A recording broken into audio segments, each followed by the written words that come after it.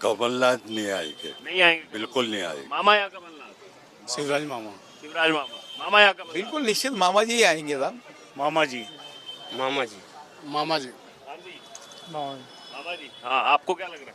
मामा जी आएंगे साहब, 20 साल काम किया है उन्होंने। जो वादा जो उन्होंने कभी सभा में कहा था ना कि बहुत याद आऊंगा, तो वाकई उन्होंने इतने काम किए हैं कि याद ही आएंगे।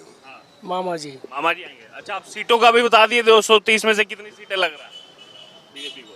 160 सीटें लाएगी बीजेपी। 160 सीटें लाएगी। क्या लग रहा है? 140 से 142। 140 से 145। आपको क्या लग रहा है, कितनी सीटें लगेगी? कितनी सीटें मतलब 140 से 150। क्या नाम हुआ आपका? अब्दुल जब्बार। कौन आ रहा है इस बार? बीजेपी। बीजेपी आ रही है? बिल्कुल। इतने खुश होके बोल रहे हैं बीजेपी आ रही है। खुश हैं मामा जी के राज? बिल्कुल बिल्कुल। क्या कारण है इस खुशी का? ये आगे सारी योजनाओं का लाभ लेते हो। आगे कांग्रेस ने कुछ नहीं किया, तो अभी तो इन 16 सालों के अंदर बहुत कुछ खुश है हम तो। बहुत बढ़िया काम करेगी बीजेपी। क्या क्या काम बढ़िया लगे? बहुत बढ़िया। यहाँ तक के गेहूं से लेके चावल से लेके कपड़ा तक दे रही है, तो फिर और क्या चाहिए? और क्या चाहिए? मकान दे रही है। बस आदमी, गरीब आदमी कैसे संतुष्ट होता है? इसी चीज से होता है, रोटी कपड़ा मकान मिल जाए बस ठीक है। लेकिन कमलनाथ जी कह रहे हैं गए हो, मामा जी तो गए हो 5 साल के लंबा। कोई नहीं, ऐसे कैसे गया? 16 साल का बोया हुआ आदमी ऐसे ही चला जाएगा। अगले साल क्या करा था? अगली बार में यही कि 16 महीने में निकल गए थे। वो 1.5 साल में कितने वादे पूरे किए कमलनाथ जी ने? कुछ भी नहीं किया, और जेब से भरने पड़े। किसान मर गए बेचारे, फांसी लगा लगा के। उन्होंने कहा था कर्जा माफी करेंगे 10 दिन में, 1-2 दिन तक पंचायत 8-9 कर दिया। अभी बिल माफ करे ना, 2-2 लाख रुपए के मामा जी ने। अच्छा, मामा जी ने कहा। हाँ, 2-2 लाख रुपए बिल माफ करे अभी तो। कहा तो कमलनाथ जी ने था। इन्होंने कर दिया तो बिल। तो इन्हीं को चाह रहे हैं फिर बिल्कुल वापस वही आ रहा। वापस वही आ रहे हैं। हाँ, सीटें कितनी लग रही है? कम से कम 150। कम से कम 150। सीटें कितनी लग रही है? 145। 145। कितनी? 150 से 160 के आसपास भी नियर अबाउट दोनों। हाँ, आपको कितनी सीटें लग रही है बीजेपी? जिस तरीके से शिवराज सिंह चौहान काम कर रहे हैं और जिस तरह से योजनाएं गरीब जनता को दे रहे हैं, उस हिसाब से महिलाएं जिस तरीके से मामा जी को पसंद कर रही है, और मामा जी के लिए मतलब आप देखे जाएं तो गरीबों को जो पैसे मिले 1000 से 1250 कर दिए, तो महिलाओं का जो रुझान भारतीय जनता पार्टी की तरफ बढ़ा है, उससे इस बार 200 पार। 200 पार? इस बार 200 पार। आपको क्या लग रहा है? 150 सीट से ऊपर जाएगी। देखो, जो सब लोगों से मैंने चर्चा की, आगे आइए। 150 का आंकड़ा, 145 ये ज्यादातर लोगों ने कहा। कांग्रेस तो कह रही है बीजेपी 50 पर रह जाएगी। ऐसे कैसे रह जाएगी? अगली बार ही नहीं रही थी वो, तो जोड़ मोड़ के तो सरकार बना ली थी कांग्रेस ने तो। नमस्कार, मैं हूं आपके साथ अर्जुन खजूरिया और आपका स्वागत है प्यारा हिंदुस्तान पर। लगातार मध्य प्रदेश से चुनावी सर्वे दिखाते दिखाते आज हमारी टीम आ पहुंची है उत्तर विधानसभा में, और इस समय मैं जिस जगह पर मौजूद हूं ये है लाल मस्जिद चौराहा। दरअसल लाल मस्जिद के सामने ही हम मौजूद हैं। बेहद पुरानी लाल मस्जिद है और इसके सामने चौराहे पर जो यहाँ के लोग हैं, जो यहाँ की जनता है, जो स्थानीय निवासी अलग अलग वर्गों से आते हैं, उन सबसे चर्चा करेंगे। क्योंकि अगर इस सीट की बात की है तो लगातार इस सीट पर जो है बीजेपी अपना कब्जा जमाती रही है, और कहीं ना कहीं प्रदेश में इस समय जो पॉलिटिक्स चल रही है, प्रदेश में इस समय जो दलों की तरफ से बातें की जा रही है, उसमें वो किसके साथ हैं। उज्जैन उत्तर की जो यहाँ पर जनता है, इनसे सीधे तौर पर बात करेंगे। सर, क्या नाम है आपका? डॉक्टर निजाम हाशमी। निजाम जी यहीं के रहने वाले हैं? जी हाँ, बिल्कुल उज्जैन का रहने वाला हूँ, और पूरा जिला वक्फ बोर्ड उज्जैन का अध्यक्ष रहा हूँ। और यहाँ पर लगातार मतलब भारतीय जनता पार्टी की उज्जैन उत्तर से और दक्षिण से दोनों जगह पर लगातार 6 साल से 6 टर्म से बीजेपी के सरकार और बीजेपी के ही एक्टिंग एमएलए रहे हैं। एक सवाल मैं ये उसका उत्तर आपसे जानना चाहूँगा। सबसे पहले सीधे तौर पर उज्जैन की जब हम बात करते हैं, और अब सबसे ज़्यादा नाम पूरी दुनिया में जो आता है वो कॉरिडोर को लेकर के आता है, महाकाल कॉरिडोर। और 1 साल पहले फेज़ 1 का उद्घाटन हुआ, अभी हाल ही में फेज़ 2 का उद्घाटन मुख्यमंत्री शिवराज सिंह चौहान ने किया। कितना फर्क उसके बाद उज्जैन में पर्यटन के तौर पर, रोजगार के तौर पर, आर्थिक दृष्टि पर देखने को मिला? यहाँ पर धार्मिक पर्यटन की दृष्टि से देखा जाए तो बाबा महाकाल के से लोगों का वर्ष मतलब सदियों से नाता है, और यहाँ पर हमेशा धार्मिक तीर्थ के रूप में लोगों का आवागमन था। और मतलब पिछले साल महाकाल लोक के नाम से जो बीजेपी ने कॉरिडोर बनाया वो वास्तव में देखने लायक है। उसको देखने के बाद लोग यहाँ पर साल भर से लगभग एक साल हो चुका है उसको लोकार्पण को, वो यहाँ पर लगभग 4 गुना कारोबार और धंधे बढ़े हैं। धार्मिक पर्यटन बढ़ा है। उससे जुड़े हुए जितने भी काम धंधे हैं, लोगों के छोटे से काम धंधे, लॉजिंग, बोर्डिंग, ऑटो रिक्शे और इस टाइप की इकोनॉमी में रेस्टोरेंट, ये तमाम तरह के छोटे मोटे कामकाज का एक बहुत बड़ा आर्थिक रूप से परिवर्तन आया है। उज्जैन की आर्थिक स्थिति भी बहुत मजबूत हुई है, जिसका फ़ायदा लगभग सभी वर्ग को मिला है। इसका फायदा सभी वर्गों को मिला है, आपने जो कहा। लेकिन क्या लग रहा है इस चुनाव में क्या होने वाला है? क्योंकि कमलनाथ जी तो कह रहे हैं मामा जी तो गए हो, अब तो कांग्रेस आएगी 5 साल के लिए। देखिए, चुनाव में सब दावे प्रतिदावे सभी पार्टियां, दोनों पार्टी अपनी अपनी जगह करती हैं। लेकिन अगर लगातार पिछले चुनाव का परफॉर्मेंस देखा जाए तो भारतीय जनता पार्टी की सरकार ने यहाँ पर आर्थिक रूप से उज्जैन जैसे शहर में इतनी योजना, इतना डेवलपमेंट, सिंहस्थ के बाद में मतलब चारों तरफ मतलब 4 लेन का एक संरचना जो होती है, वो संरचना चारों तरफ मतलब रोड की कनेक्टिविटी, रेलवे की कनेक्टिविटी, एयर कनेक्टिविटी भी हमारे यहाँ थी, लेकिन किसी कारणवश अभी बंद हो गई, लेकिन वो भी बहुत जल्द हो जाएगी। यहाँ तक कि आज हमारे यहाँ पर मामा जी कह रहे हैं कि उज्जैन को मेट्रो तक से जोड़ने का काम हम सिंहस्थ से पहले 2028 से पहले करने जा रहे हैं। तो ये सारे विकास के काम जो यहाँ पर हो रहे हैं, इतना विकास पिछली सरकारों में 2003 से पहले भी सरकारें रही हैं, इतना विकास कभी देखने में नहीं आया। दिग्विजय सिंह के समय नहीं देखने को। दिग्विजय सिंह साहब के टाइम पर तो रोडों की ये हालत थी, सारे खड्डे, रोड पे खड्डे दिखते थे, रोड कम दिखता था। लोगों को इंदौर उज्जैन से जाने के लिए 4-4 घंटों का सफ़र करना पड़ता था, ऐसे हालत थे। और लाइट की ये हालत थी कि लाइट कब जाएगी और कब आएगी इसका कोई पता नहीं था। 4-4 घंटों का सफ़र करना पड़ता था। आपका क्या नाम है सर? नजीम भाई शेख। आपको क्या लग रहा है, क्या माहौल है इस बार, किसकी सरकार बनती दिख रही है? बीजेपी की बनेगी। मोदी जी ने भारत को सोने की चिड़िया बना दिया। लेकिन कमलनाथ जी तो कह रहे हैं आप 5 साल का हमारा मौका है, अब तो हम सीट पर आएंगे। मामा जी तो शिवराज जी ने भी अच्छा काम करा, कोई तकलीफ नहीं उनसे। कोई तकलीफ नहीं, अच्छा काम रहा मामा जी का। मामा जी का अच्छा काम है और इस बार फिर आएंगे।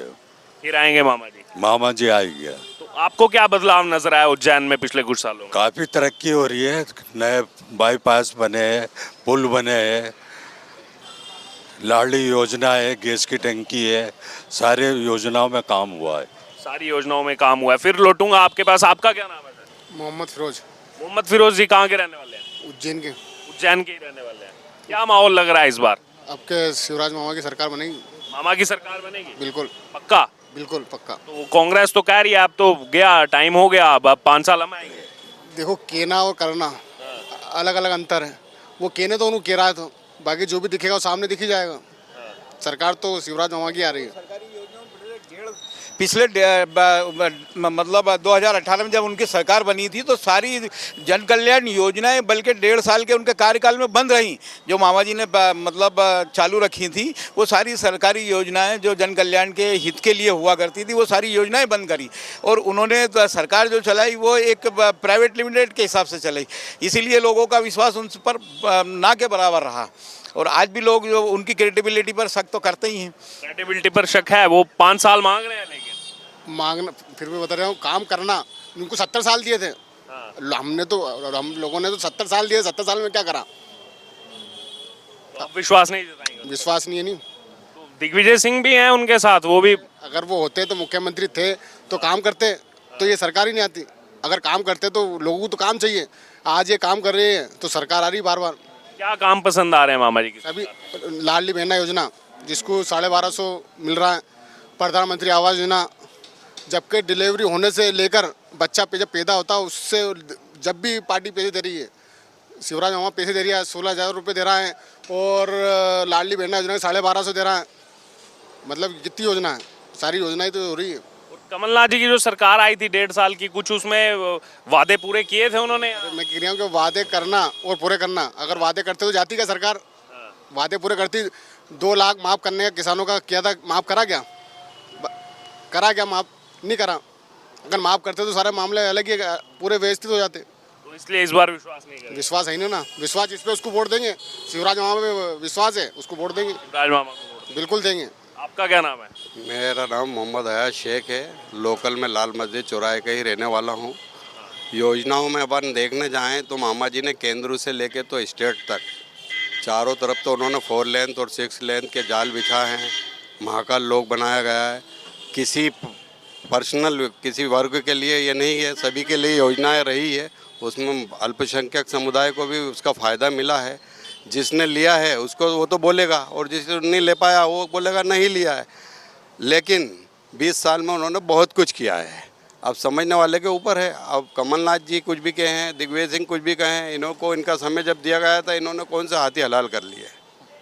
मोहम्मद शेख जी, जो आपने बताया यहीं लाल मस्जिद चौराहे के आप रहने वाले हैं, एक उज्जैन वासी होने के नाते यहीं के बॉर्न एंड बॉटम पे आपका, अब जो ये महाकाल कॉरिडोर बना है इसके बाद क्या बदलाव आप यहाँ पर देखते हैं? उज्जैन में जितना भी महाकाल के आसपास अल्पसंख्यक समुदाय के जितने भी घर थे, मकानात थे, उन्होंने अपनी लॉजिंग, होटल सब बनाए वहाँ। उसके अलावा भी दूसरे जो समुदाय उनके लिए भी, सबके लिए योजनाएं जो वहाँ पर जो महाकाल लोक बनने के बाद जो पब्लिक आ रही है बाहर की हज़ारों की संख्या में, तो निश्चित तौर पे उज्जैन के लोकल लोगों को इसका फ़ायदा मिल रहा है। होटलें चल रही है, लाजें चल रही हैं और व्यापार चल रहा है, सब कुछ हो रहा है, ऐसा नहीं है।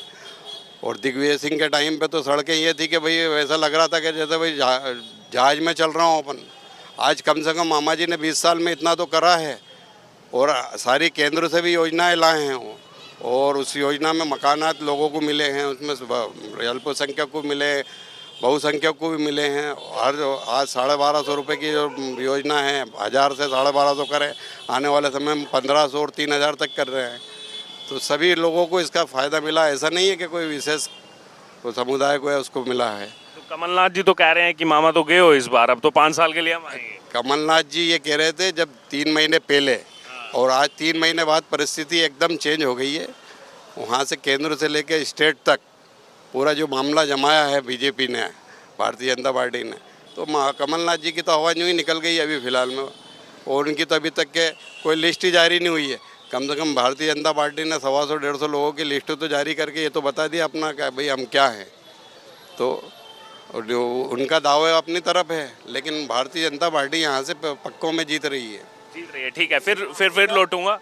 दिग्विजय सिंह का 10 साल का कार्यकाल 93 से लेकर 2003 तक का बंटा ढाल के रूप में वो कहलाने लग गए थे मुख्यमंत्री। हर तरफ अव्यवस्था, हर तरफ इंफ्रास्ट्रक्चर के काम में ना के बराबर काम था, और इंडस्ट्रियल डेवलपमेंट ये मतलब कहीं ना कहीं मतलब उनके हर क्षेत्र में कहीं ना कहीं उनका लॉस था। इसलिए उनको लोग बंटा ढाल के नाम से जानते हैं, और वो उसी नाम से मुख्यमंत्री कहलाते हैं। इसी नाम से कहलाते हैं। आपका क्या नाम हुआ? हसन शेख, हसन शेख कहाँ के रहने वाले? लाल मस्जिद, लाल मस्जिद के ही रहने वाले हैं। हाँ। क्या आवाज आ रही है इस बार, क्या लग रहा है किसकी सरकार बनेगी? बीजेपी की सरकार बनेगी। बीजेपी की सरकार बनेगी, बिल्कुल हम बनेगी। आएंगे फिर एक बार। मामा आएंगे एक बार फिर।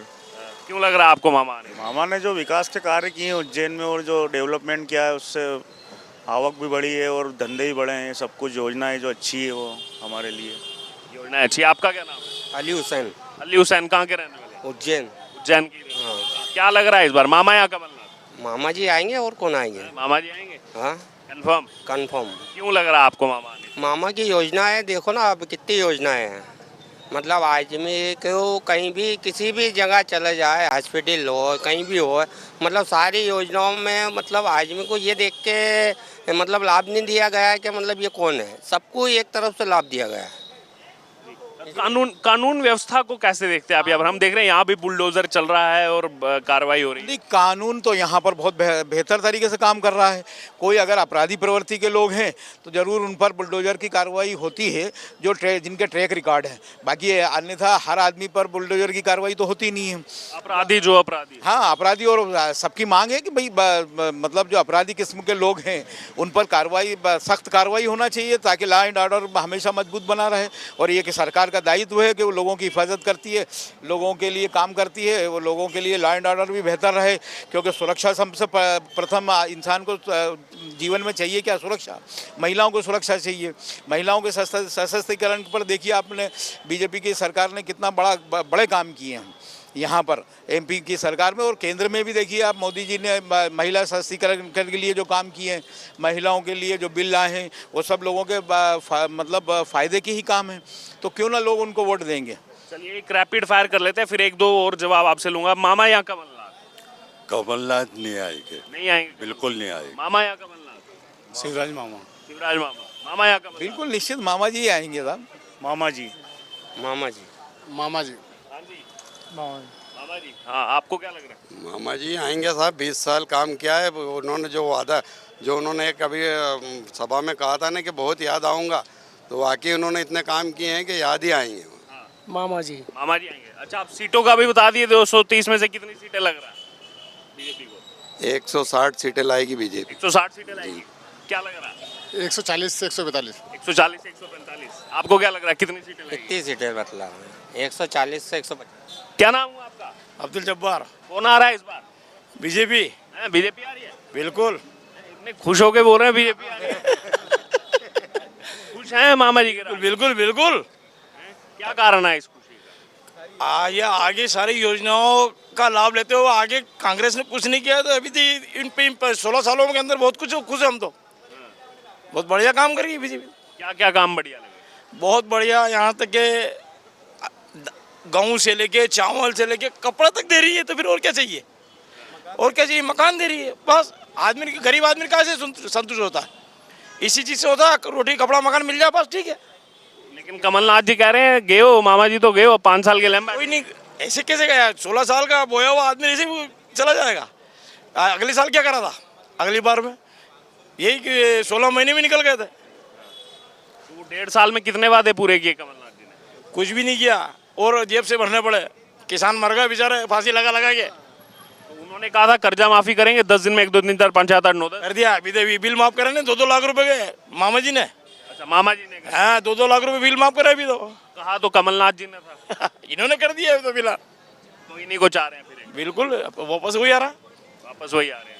हाँ, सीटें कितनी लग रही है? कम से कम 150।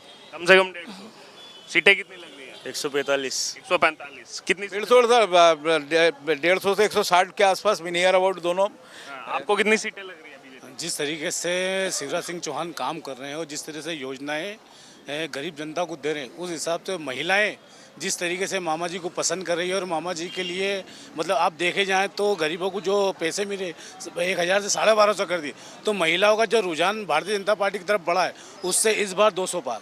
200 पार? इस बार 200 पार। आपको क्या लग रहा है? 150 सीट से ऊपर जाएगी। देखो, जो शब्द लोगों से मैंने चर्चा की, आगे आइए। 150 का आंकड़ा, 145 ये ज्यादातर लोगों ने कहा। कांग्रेस तो कह रही है बीजेपी 50 पर रह जाएगी। ऐसे कैसे रह जाएगी? अगली बार ही नहीं रही थी वो, तो जोड़ मड़ोड़ के तो सरकार बना ली थी कांग्रेस ने तो। अच्छा, ये भी यहाँ पर जो लगातार सवाल जो है यहाँ पर निकल करके सामने आ रहा है, और इस पर चर्चा पूरे देश भर में होती है। अब मैंने आप सबसे बात की, लाल मस्जिद चौराहा पर, लाल मस्जिद के सामने मौजूद हैं मुस्लिम समाज के प्रबुद्ध लोगों के साथ मैं बात कर रहा हूँ। लगातार ये आरोप विपक्षी दल लगाते हैं कि बीजेपी मुसलमानों के साथ भेदभाव करती है। बीजेपी कतई मुसलमानों के साथ भेदभाव नहीं करती। ये विपक्ष और कांग्रेस मुख्य रूप से उन्होंने हमारे यहाँ पर लोगों को ये बरगला के रखा है कि बीजेपी आएगी तो सत्ता में आपको रहने नहीं देगा, हिंदुस्तान में आपका रहने का राइट छीन जाएगी, आपके मौलिक अधिकारों का हनन होगा। लेकिन हम यहाँ देख रहे हैं कि पिछले लगभग 19 साल से बीजेपी की सरकार प्रदेश में है, 2 टर्म हमारे मोदी जी के केंद्र की सरकार में हो रहे हैं। कहीं भी इस टाइप का हमको अपने जीवन में लेकर मौलिक अधिकारों के रूप में भी कहीं ऐसा नहीं लगता है कि यहाँ पर बीजेपी ने कोई भेदभाव किया है। इवन जितनी भी समान रूप से बहुसंख्यक के साथ जो व्यवहार, जो स्कीमों का फ़ायदा उनको मिलता है, वही स्कीमों का फ़ायदा अल्पसंख्यकों को भी मिलता है। कहीं से सिर्फ ये डराने का और राजनीति के इंस्ट्रूमेंट के रूप में इस्तेमाल करने का, और एक मुस्लिम वोट को जो बंधक बना रखा है कांग्रेस ने, वो सिर्फ उसका एक प्रोपेगेंडा है बंधक बनाए रखने का कि साहब ये आएगी। हम तो देख रहे हैं 20 साल से, मतलब यहाँ पर प्रदेश में सरकार देख रहे हैं, केंद्र की सरकार, कहीं कोई ना भेदभाव, ना कोई परेशानी, कुछ भी नहीं। बल्कि आर्थिक रूप से भी जितने बहुसंख्यक सक्षम हुए उतने अल्पसंख्यक भी सक्षम हुए। कहीं किसी को ये देखने में नहीं आता। कहीं कोई 19-20 कोई लाइन डाल की वजह से कोई चीज़ें होती हैं, उसको गलत रूप में पेश किया जाता है ताकि मुसलमानों को डरा के और उसके वोट बंधक के रूप में हमें मिलते रहें। क्योंकि उन्होंने हमेशा पिछले 70 साल से बंधक के रूप में ही मुस्लिमों का वो वोट लेके, वोट बैंक के रूप में इस्तेमाल करके और उनका शोषण किया है। वो खुद बताएं कि उन्होंने मुस्लिमों को इतने साल से मतलब वोट के रूप में इस्तेमाल किया, लेकिन उनके अधिकारों की जब बात आई तो वो अधिकार कहाँ दिए? कौन से अधिकार दिए उन्होंने मुस्लिम समाज को, बल्कि उसके नेतृत्व को ख़त्म कर दिया। उसको एक मतलब एजुकेशन, हेल्थ और जितने भी उसके एक बुनियादी ज़रूरतें थी, उन बुनियादी ज़रूरतों से भी वंचित रखा उनको। तो ये सारे काम उन्होंने अपने प्रदेश की और केंद्र की सरकारों में बैठ के किए। उन्होंने कभी अल्पसंख्यक के हितों की सुरक्षा नहीं की।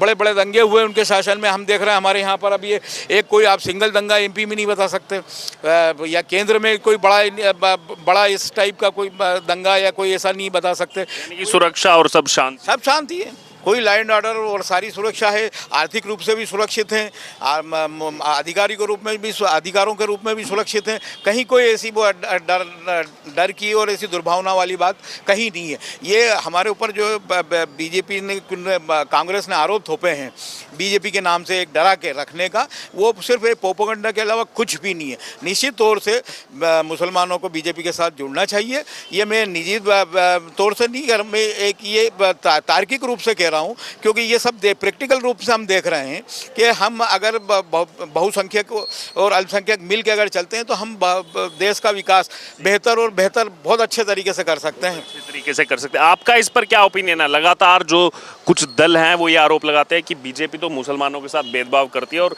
इलेक्शन में भी बहुत ज़्यादा इसका जो है जोर चलता है। ये सर ऐसा अगर अगले 70 सालों में देखा जाए तो अधिकतर कांग्रेस ने ही भेदभाव किया है, बीजेपी ने क्या भेदभाव नहीं किया, कांग्रेस ने ही भेदभाव किया अभी तक के। तो मुस्लिमों का क्या उद्धार करा अभी तक? खाली वोट बैंक तक के रखा, आओ वोट डाल जाओ घर जाओ। क्या करा अभी तक इन्होंने? कुछ नहीं कर पाए। जो अभी इन 16-17 सालों के अंदर हुआ है, आप बताइए, देखिए, आप इतिहास उठा के देख लो। अभी तक ये कहा कि बस वोट बैंक की राजनीति करो लो और बस ये वोट का वक्त आया तो मुसलमानों को याद कर लो, नहीं तो घर जाओ।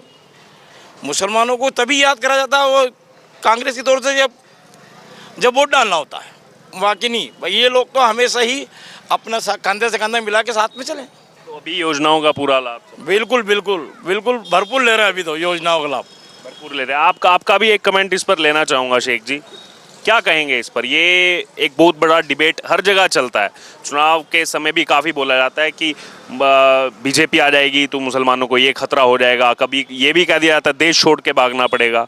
ये तमाम चीज़ें कुछ दल कहते हैं। कांग्रेस ने 70 साल में अल्पसंख्यक मुसलमानों को क्या कंधे पे उठाए फ्री किया? कौन सी योजनाओं का लाभ दिया उन्होंने वादा किया है, वो निभाया मामा जी ने है और मोदी जी ने। अब उन्होंने कहा कि इन लोगों को डरा के अगर रखोगे तो वोट बैंक फिसलेगा नहीं।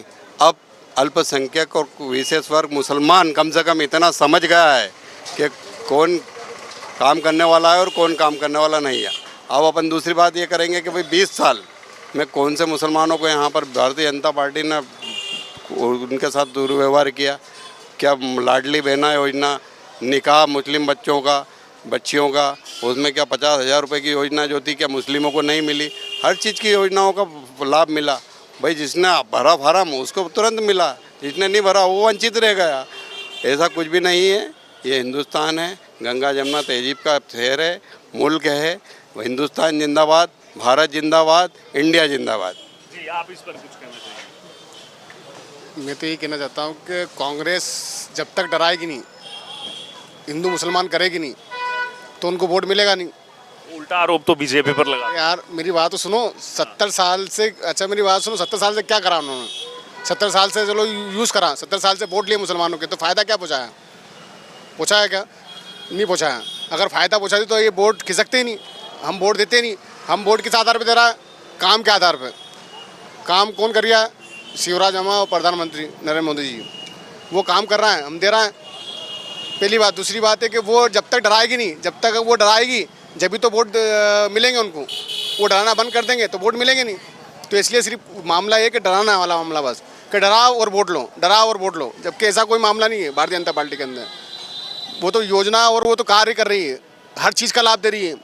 बच्चा जब पैदा होता है, जब से लेकर मरता है, मरने तक के पैसे देती है। तो आपने सीधे सुना, यहाँ पर चर्चा आज हमने की लाल मस्जिद चौराहे पर मौजूद रहे और उज्जैन उत्तर विधानसभा की अगर बात की है तो यहाँ के वोटर से हमने चर्चा की कि किस सरकार का काम उनको अच्छा लगा। पहले भी जो यहाँ पर दूसरी सरकारें थी, खासतौर पर दिग्विजय सिंह जो है वो 10 साल तक रहे, 1.5 साल तक कमलनाथ रहे, लंबे समय से शिवराज सिंह चौहान जो है मुख्यमंत्री के पद पर है। तीनों में क्या अंतर रहा, किसने जो है यहाँ पर लोगों का साथ दिया, और खास तौर पर मुस्लिम वर्ग के लोगों से हमने बात की कि किसने केवल वोट बैंक बना करके रखा और किसने असल में विकास किया, किसने यहाँ के लोगों के लिए सोचा और किसने यहाँ के लोगों का उद्धार किया। सीधे तौर पर आपने पूरी चर्चा यहाँ से सुनी उज्जैन उत्तर से। अब आपकी इस बाबत जो भी राय हो आप जरूर हमारे साथ कमेंट बॉक्स में शेयर करो और ऐसे ही लगातार अलग अलग यहाँ पर चुनावी क्षेत्रों से हम आपको चुनावी रन जो है मध्य प्रदेश का दिखाते रहेंगे। अब इस बाबत जो भी राय हो जरूर कमेंट बॉक्स में शेयर करें।